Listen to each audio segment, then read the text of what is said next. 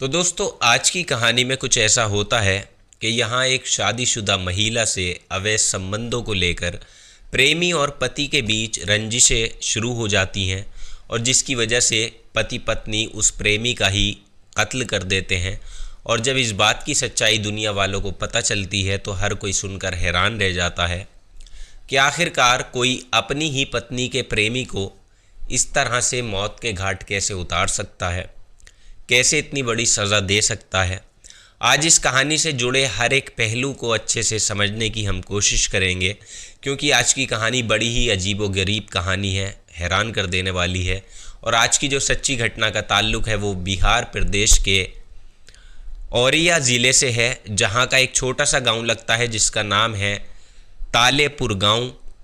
और देखिए, हम बात यहां पर कर रहे हैं 2023 1 नवंबर की, जहां एक इंसान की मौत हो जाती है और लाश उसी गांव के एक किसान को बोरे में बंद हुई मिलती है, जिसे देखकर वो फ़ौरन इस बात की खबर पुलिस तक पहुंचाता है। और इसके आधार पर मृतक का मामा नरेंद्र अपनी तहरीर के मुताबिक प्रेमिका गुलशन, उसके पति रहीश और देवर पप्पू के खिलाफ हत्या का मुकदमा दर्ज कराता है। तो पुलिस भी इस मामले की सच्चाई जानकर फ़ौरन ही गुलशन और रईस को गिरफ्तार कर लेती है। अब इसके बाद पति पत्नी खुद भी इस हत्याकांड को अंजाम देने की बात कबूल कर लेते हैं, और जिसे देखकर पहले तो पुलिस एक ही नज़रिए में अंदाज़ा लगा लेती है कि ये प्रेम प्रसंगों के विरोध में किया गया कत्ल है, एक ऑनर किलिंग का मामला है।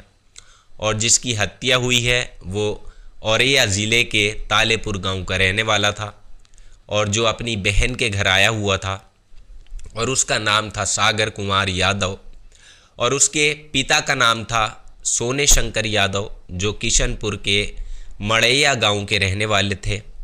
उनको खबर मिलती है कि उनके बेटे की किसी ने हत्या की है और लाश को बोरे में बंद करके एक खेत में फेंक दिया गया है। अब कहानी की असली वजह क्या थी, शुरुआत कहाँ से हुई इस कहानी की, तो वो जान लेते हैं।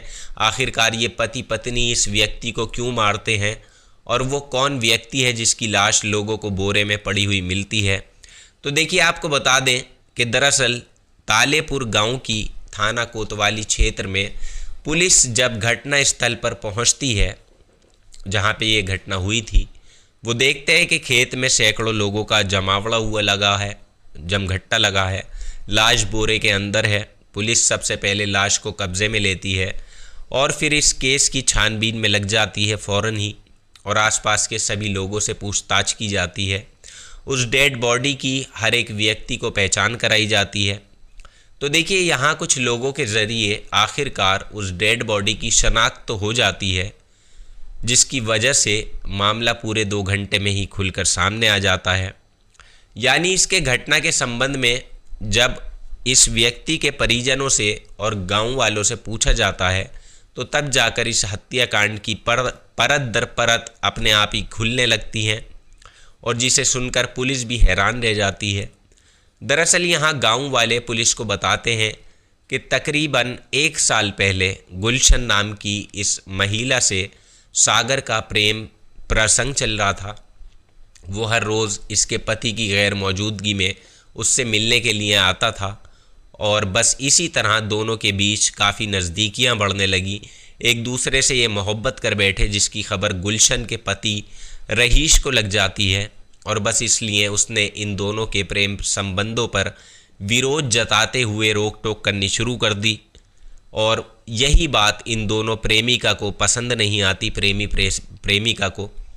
तो सागर उसे यहाँ से एक दिन अपने साथ ले जाता है, लेकिन फिर कुछ दिन के बाद खुद ही वो वापस छोड़कर चला जाता है। मगर तब भी इन दोनों के प्यार का सिलसिला ख़त्म नहीं होता, यानी दोनों वापस आने के बाद भी एक दूसरे से मिलते जुलते रहते हैं। शुरुआती दौर में तो सब कुछ ठीक चल रहा था, ठीक ठाक चल रहा था, लेकिन पति को अपनी पत्नी पर जो अब तक शक था वो पूरा यकीन में बदल चुका था, क्योंकि उसने खुद देख लिया था। एक दिन खुद उसने इन दोनों को रंगे हाथों पकड़ा था।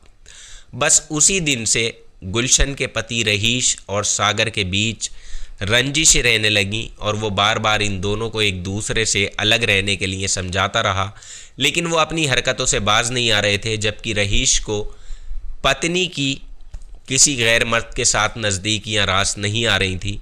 और ये जो है वो आप समझ ही सकते हैं। हाथ और आपत्तिजनक हालत में रंगे हाथों एक पति अपनी पत्नी को पकड़ता है तो क्या वो नज़ारा वो बर्दाश्त कर सकता था? उसने अब ये सोचा जो कुछ भी हो रहा है यहाँ पर वो बहुत गलत हो रहा है, इससे समाज में वो किसी को मुंह दिखाने लायक नहीं बचेगा। यानी अपनी समाज की इज्जत के चलते उसने जज्बातों में आकर हथौड़े से सागर को पीटना शुरू कर दिया। अब आपको इनकी प्रेम कहानी के बारे में थोड़ा सा बता दूं। इन दोनों की पहली शुरुआत कहाँ से हुई थी। दरअसल ये जो सागर था ये पहले से शादीशुदा था और गुलशन भी शादीशुदा थी, बल्कि उसकी तो 2 साल की एक बेटी भी थी। मगर इसके बावजूद भी इन दोनों के दरमियान अवैध संबंध चल रहे थे, फिजिकल भी ये होते थे, और जिसके चक्कर में पड़कर इस प्रेमी सागर की हत्या हुई। और 1 साल से दोनों परिवार के बीच इसी तरह रंजिशें बरकरार रहीं। हालांकि पति रहीश ने इन दोनों को समझाने की बहुत कोशिश की थी शुरुआत में, मगर जब पानी सर से ऊपर हो गया तो उस दिन 28 अक्टूबर 2023 को सागर ने जब शराब के नशे की हालत में गुलशन के घर जाकर हंगामा करना शुरू किया, यानी वो उसे अपने साथ चलने की बात करने लगा, तो इसी वजह से इन दोनों के बीच कहासुनी होती है। बस होना क्या था फिर, ये कहासुनी न जाने कब झगड़े में तब्दील हो गई, कुछ पता ही नहीं चला। और जब सागर गुलशन के साथ ज़बरदस्ती करने लगा तो गुस्से में आग बबूला होकर इन दोनों पति पत्नी ने मिलकर सागर की ही हत्या कर दी। और उसके बाद जब बात लाश को ठिकाने लगाने की आती है तो इन दोनों ने बड़े ही शातिराना तरीके से इस घटना को अंजाम दिया। यानी इन दोनों ने पहले उसकी लाश को एक बोरे में बंद किया, एक बोरा लाए ये बड़ा सा, और फिर देर रात को उस बोरे को अपने घर से दूर किसी गांव के खेत में ले जाकर इन्होंने फेंक दिया, जहां सदर कोतवाली थाना क्षेत्र के गांव तालेपुर में बाजरा काटने वाले एक किसान की नज़र उस बोरे पर पड़ती है।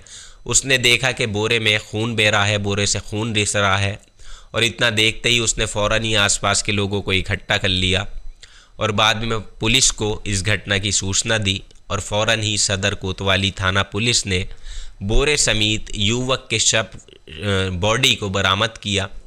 शनाख्त करने पर पुलिस को घर वालों की पूछताछ से ये पूरा मामला पता चला। लाश किसी सागर नाम के व्यक्ति की है जो अपनी बहन के घर में रह रहा था, 3 दिन से आया हुआ था, मगर इत्तेफाक से जहां उसका इसी गांव की रहने वाली एक महिला से प्रेम था जो पहले वक्त से चल रहा था।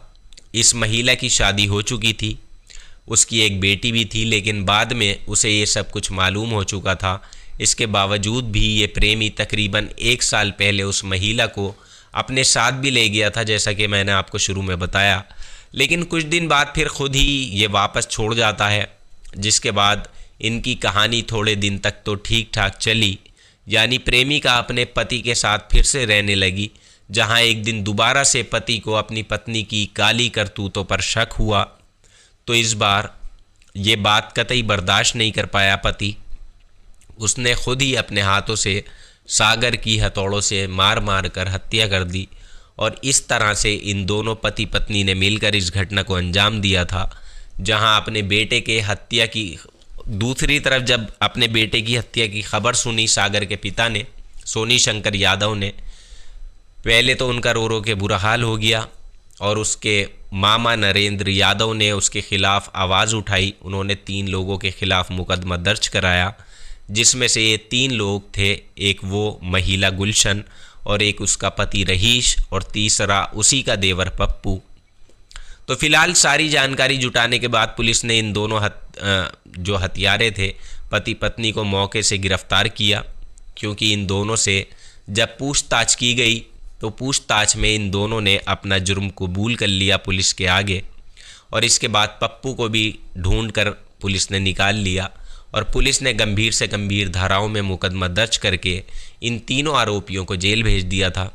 कल मैंने आपको कहानी सुनाई थी एक ऐसे ही प्रेम प्रसंग की, जिसमें पति ने अपनी पत्नी की हत्या की थी तंग आकर, मजबूर होकर। और ये भी कहानी सेम वैसी है, बस फ़र्क इतना है यहाँ खुद प्रेमिका ने ही अपने पति के साथ मिलकर अपने आशिक को मौत के घाट उतार दिया। तो ऐसी ऐसी कहानियाँ हमारे सामने जब आती हैं तो दिल अजीब हो जाता है।